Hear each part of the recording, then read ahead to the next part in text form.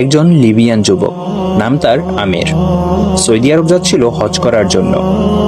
যেই মাত্র সে এয়ারপোর্টে পৌঁছালো, তার নাম নিয়ে নিরাপত্তা সংক্রান্ত একটি সমস্যা দেখা দিল। নিরাপত্তা বাহিনীর লোকেরা তাকে বলল, একটু অপেক্ষা করো, আমরা চেষ্টা করছি সমস্যাটা সমাধান করতে। এই সময়ে অন্য সব হাজিরা তাদের প্রক্রিয়া শেষ করে প্লেনে উঠে পড়ল, আর প্লেনের দরজা বন্ধ হয়ে গেল। কিছুক্ষণ পর সমস্যা ঠিক হয়, কিন্তু পাইলট দরজা খুলতে রাজি হলো না। প্লেন চলতে শুরু করলো এবং আমেরকে ফেলে রেখে উঠে গেল। অফিসার তাকে সান্ত্বনা দিয়ে বলল, মন খারাপ করো না, হয়তো এটা তোমার কপালে ছিল না। কিন্তু আমেরের ছিল অটল বিশ্বাস। সে উত্তর দিল, আমার নিয়ত হজে, ইনশাআল্লাহ আমি হজে যাবই। হঠাৎ খবর এলো, প্লেনটিতে যান্ত্রিক সমস্যা হয়েছে এবং তা ফিরে আসছে।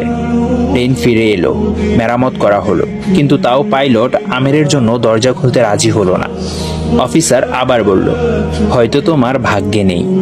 কিন্তু আমের ছিল ধীর প্রতিজ্ঞ, স্থির ও ধীরচেতা। সে বলল, আমার নিয়ত হজের, ইনশাআল্লাহ আমি হজে যাবই। প্লেন আবার উড়ে গেল। কিছুক্ষণ পর আরেকটি খবর এলো, প্লেনে আবারও সমস্যা হয়েছে।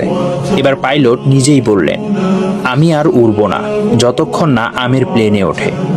শেষ পর্যন্ত আমের প্লেনে উঠল। সৌদি এয়ারপোর্ট থেকে সে একটি ভিডিও করল।